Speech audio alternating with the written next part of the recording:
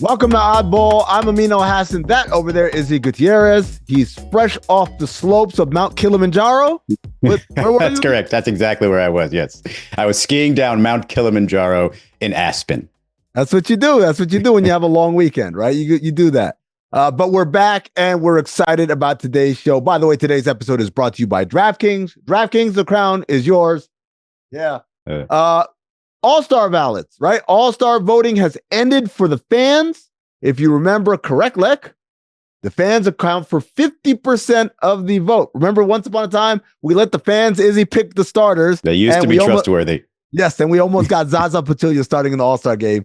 So thankfully, the league stepped in. We said, we're not doing that anymore. So now this is the ratio. 50% of the starter vote comes from the fans. 25% comes from the players, and 25% comes from selected media. 100 media voters, right? So Izzy and I, we're not players, last I checked, and I don't think we're voters either. So I guess we're going to have to just do this on our own because, gosh darn it, we want to. All right. So today we'll do West.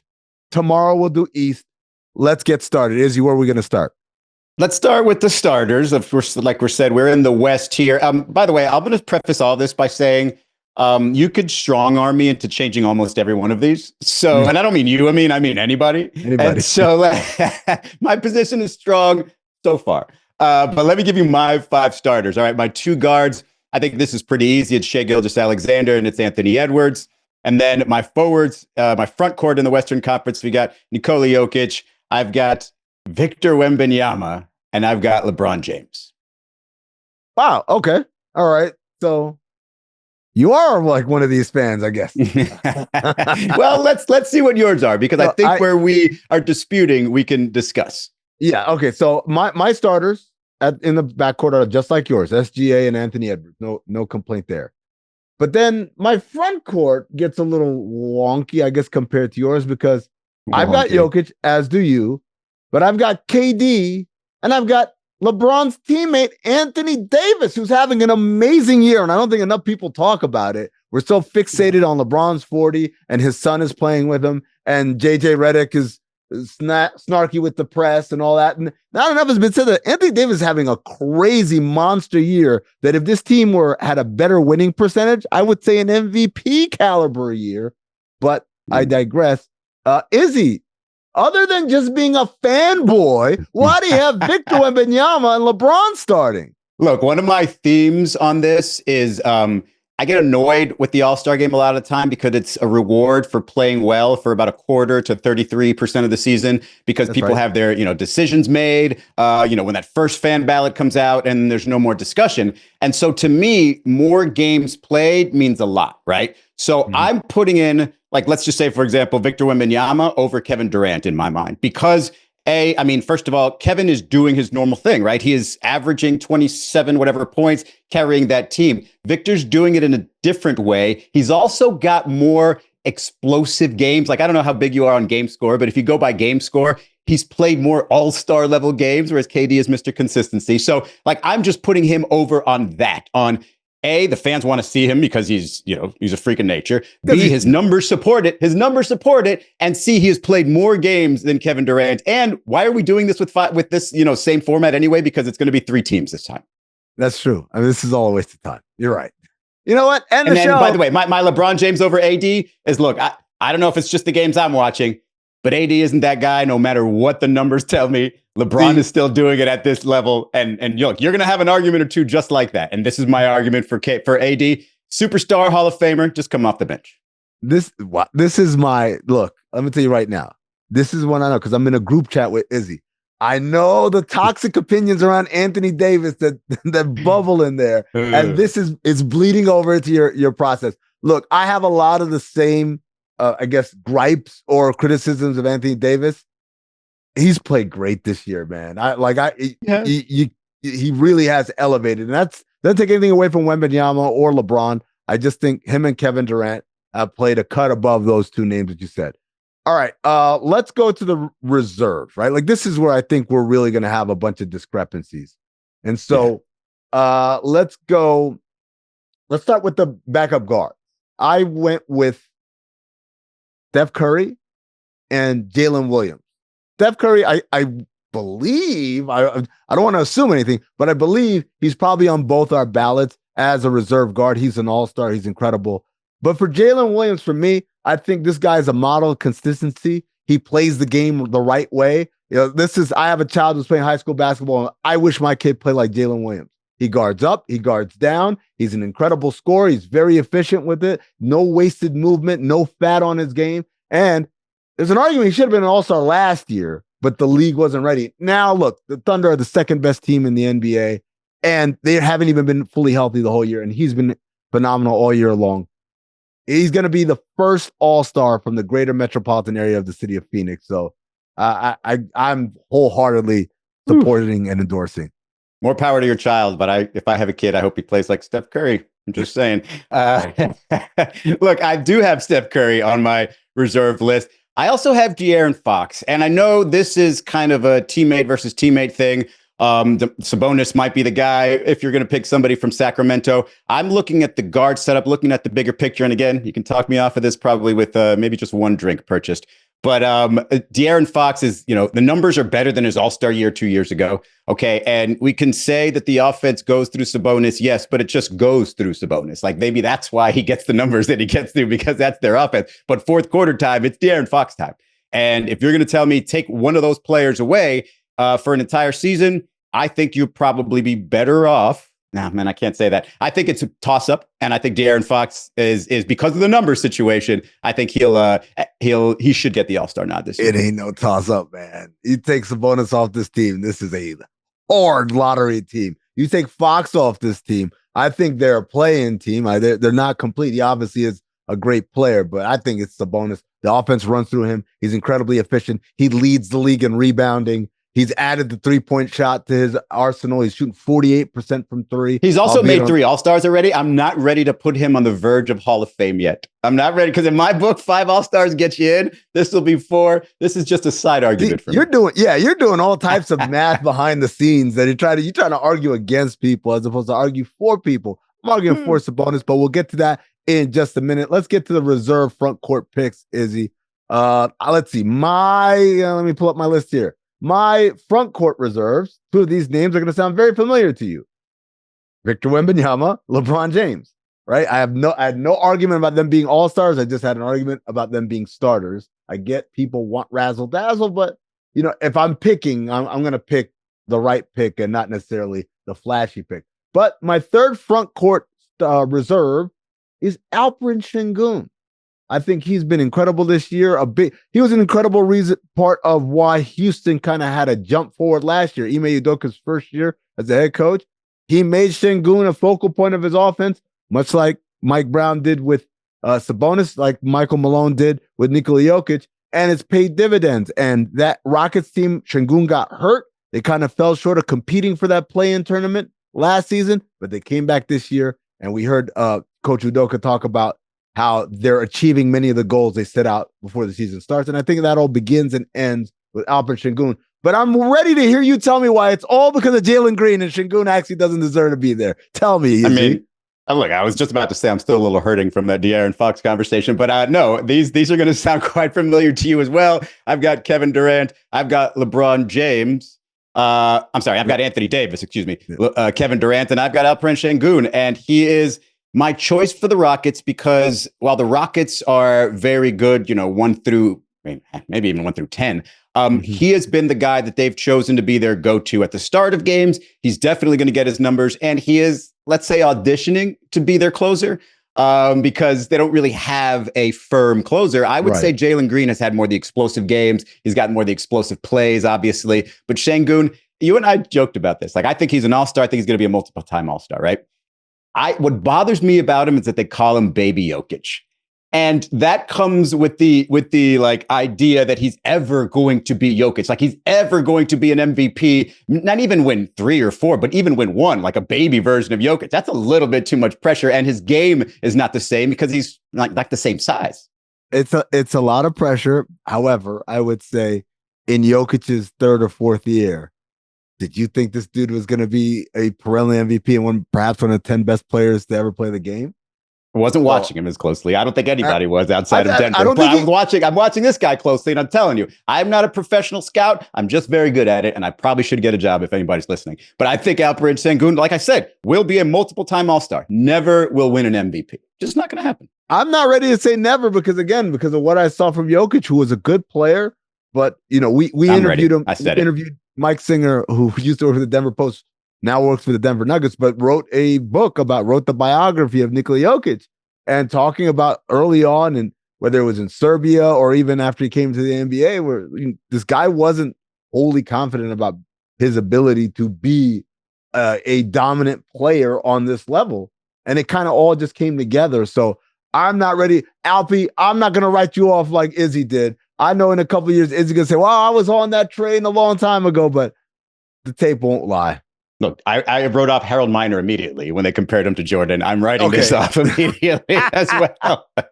All right, let's go to the wild card. So we had 2 reserve guards, 3 reserve front courts. Now we have 2 extra spots, Izzy. You can pick whoever you want. You go first. Could have been any position, right?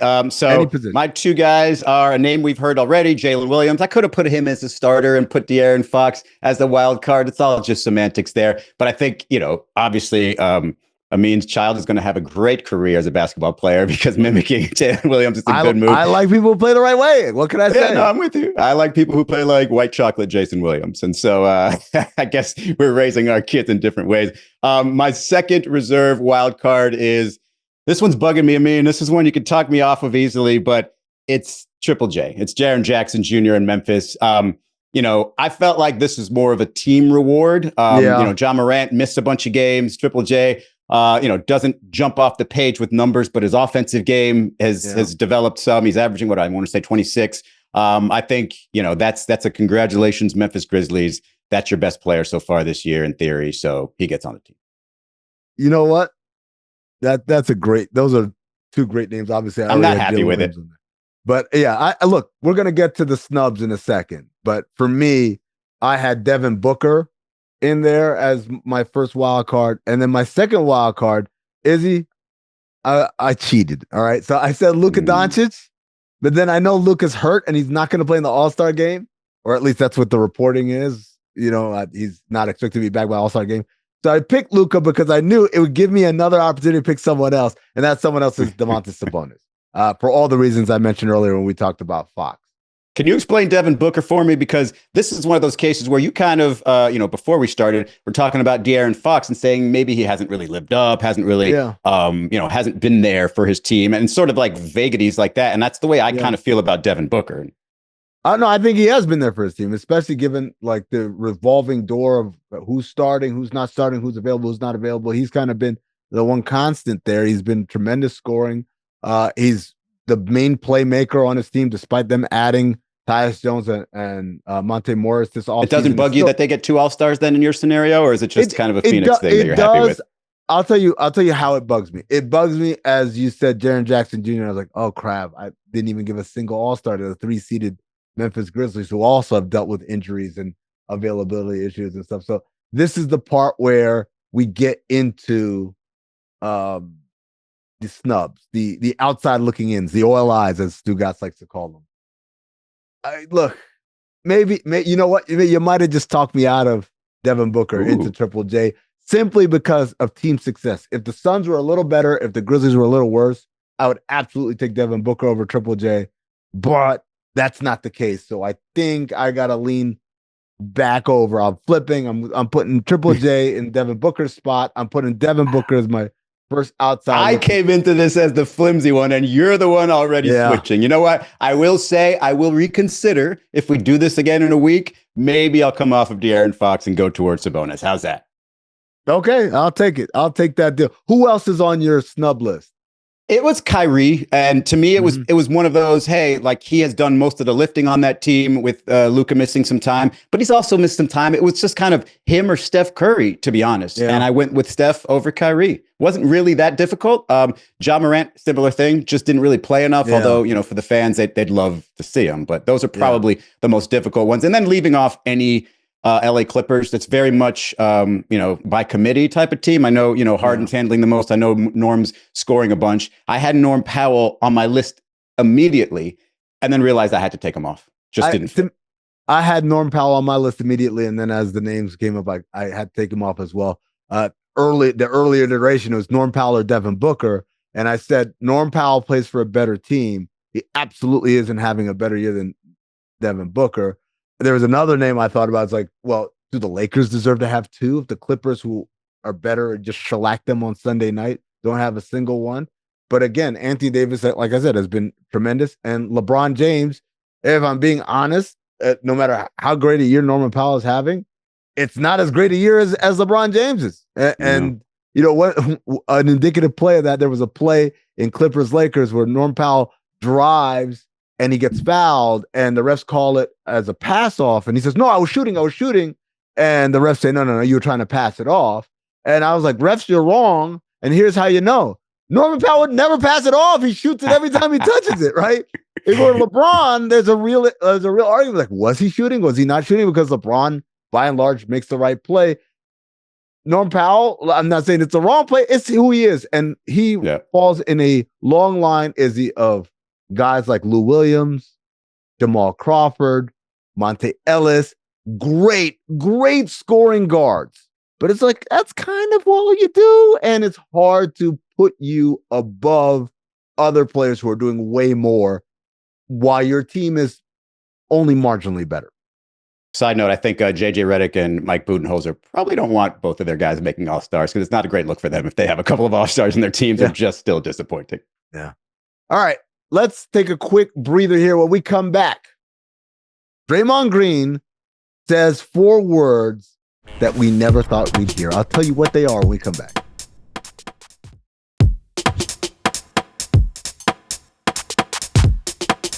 Welcome back to Oddball. Amin Elhassan, Izzy Gutierrez. And before the break, I teased that Draymond Green said 4 words we never thought we'd hear him say. So let me give you some. I got some guesses. Let's build to it, right? So the Warriors played the Wizards on Sunday evening. Jordan Poole dropped 38 points, 5 rebounds, and 5 assists in his return to the Bay over the weekend. And the Wizards still lost, thus saving the Warriors from the honor of being the worst team in the NBA. Because Izzy, as you know, this whole year, whoever loses to the Wizards last is automatically the worst team in the NBA. After the game, though, Poole was asked if he felt the love from the Golden State fans and his former teammates. And here was his answer. Yeah, I love those guys over there. I love most of those guys over there. Yeah. Before I tell you what Draymond's actual response was, and he responded when Mark Spears posted the clip of that answer by Jordan Poole, Draymond replied to that tweet with 4 words. Izzy, I want you to give me your best version of what you think those 4 words could have been. Well, before I knew it was specifically about Jordan Poole, I thought the 4 words you'd never hear from him are, I'm leaving Steph Curry, because that's just never going to happen, right? And then the other one was, I love him too, which, you know, he would never say about Jordan Poole. And the other one was, and this was just a side note, my podcast is canceled. I don't think it's ever going to happen. I think it's going to last forever. But those weren't them, huh? Mine was, didn't hit him hard. Or choked him couple second choke, right? Or Nurk onto something. But no, he didn't say any of those things. Those are all things that he would absolutely say. I don't know why. Maybe I failed that assignment. The words that he said were, I really am sorry. And there's something about the way that is phrased that makes me feel bad for him. Like, I feel like it's super genuine, right? You know, it's like, or if it was like sanitized or something, he would have said, I apologize for how things went down, or whatever. To just say, I really am sorry. And I'll tell you another couple details that made it seem really genuine and feel bad for him. No punctuation, right? No exclamation point to drive home the point. No all caps, just normal. Yeah. I really am sorry. Yeah. And there's the sound of him talking to, I believe, Penny Hardaway and his podcast, where it just kind of makes you realize that maybe he genuinely is thinking that was the huge mistake. Yeah. I don't know. I don't know if look, this is what he said. I kind of got thrust into a vet role before I was ready to handle it. I failed miserably. One of my biggest failures as a vet was what happened with Jordan Poole, who was someone that came in and chose his locker to be next to me because he wanted to learn from me. And I effed it all up. I haven't felt that miserable in my life. Said that probably about a month ago on Penny's podcast. Yeah, thanks for reading that, because that's the one that makes me think, well, wait a second. Were we just too hard on Draymond from the beginning, right? Because he is saying there, I was put in a leadership role, and he had already won multiple championships and hadn't really figured it out yet. Now he makes that giant mistake and looks back and says, wow, maybe I'm a better leader now than I was then. Maybe I'm not ready, wasn't ready then for what I was thrust into. And I think most people would say, yeah, I don't know. You should have been. You were around for long enough. This is what I say. I would say one, sure, you can learn. We all learn from, hopefully learn from our mistakes and our missteps and are better for them, even when we wish they'd never happened. Having said that, I don't think he was thrust into a vet role 10 years into his career. He was drafted in 2012. You tell me 2022, 23? All of a sudden, now I'm a vet. I got to advise people. No, you were a vet before that. It ain't just about winning championships. It's about holding people accountable. It's about leading both in the locker room and on the floor. He's done all those things. So I thought that was kind of okay. So maybe he wasn't thrust into it, right? But isn't it fair to say, hey, if I'm continuing to learn in this role and I obviously screwed up, I shouldn't have been in that role. Now, good luck trying to tell Steve Kerr, don't put Draymond Green in a position to be a voice for your team, because he's got such a powerful voice as it is. But I get the idea of just, hey, I'm learning from my mistakes and maybe I shouldn't have been in that position. It's all sort of, history. I think there's a lot of things that we're adding in here, right? We're adding in all the other shenanigans against team players that aren't on his team, right? We're also adding in the fact that this was something that was seen on video. And I know people are going to be like, I mean, you're playing semantics, but like, I'll be honest with you. This is this. Fights happen in practice all the damn time. All the damn time. I've seen them with my own eyes. Guys get beat up sometimes, right? It rarely rises to this level. And I think part of it was because it was seen on video. And I wonder, had it just been, Draymond Green and Jordan Poole got in a fight, and is it different that he was just that they weren't playing at the time, right? They weren't scrimmaging, like he was talking smack and he came over and kind of punched him. I don't know if that's different to you. I've literally seen that happen where a guy, it's it's not live play and guys start talking, right? And next thing you know, they're together, right? But the difference is, I wonder, had it not gotten out, like he still gets, disciplined by the team or whatever. Is he apologizing to us like this? Is he as embarrassed? Is the shame as great? I don't know. I think he maybe just brushes it off as, that's basketball. All right, we got the comp that the comp that I would say is like when Dennis Rodman was so important to those Bulls, he wasn't somebody that was allowed a leadership role. They pulled that off of him. Obviously, they had a coach and stars that would do that. Draymond maybe felt like, I shouldn't have been in that role. Maybe I was still a wild child. Right. All right, we got 90 seconds to play Audacity. Audacity is the game that's presented by DraftKings. Stay tuned, because you'll hear more about DraftKings and all it has to offer throughout the show. DraftKings, the crown is yours. Izzy, the best way I could describe this show is it's like gambling chicken. We alternate naming bets of increasing odds until one of us taps out. Then whoever picked the last bet is stuck with it. Izzy, I'll let you start off. Here we go. We got a list on our screen in front of us of all the bets going on. I mean, all of these seem pretty easy to me, like SGA to win MVP. I don't know if I want to take that. I mean, it's not enough money there. Pritchard, 6th man of the year. I think that's going to happen. We can keep scrolling because I'm kind of a risky gambler here. Boston to win the East. I still think, okay, we've gone too far. All right, let's stop that right there. Alex Sarr winning Rookie of the Year. I will never put money on that. Look, I love Alex Sarr. I was talking him up when he was at Overtime Elite. This rookie class just drives me absolutely up a wall. And you're not going to give the Rookie of the Year to the guy on the Washington Wizards. All right. I'm sorry. That's just, if you want to know, a friend of mine just told me this joke. If you want to know what your offense looks like, if it's running to perfection, watch the games against the Washington Wizards. So that means I'm taking the bet of the Thunder to win the West at plus 130. It's a pretty good number for a number 1 seed. All right. Scroll for me here. Castle to win Rookie of the Year. I like that. He's going to be in the dunk contest, by the way. I don't know if you heard that. Jokic to win MVP is not bad, actually. Plus 250. Thunder to win the finals, to be champs, or Celtics to win the finals. Both of those are plus 255. Celtics to be the number 1 East seed.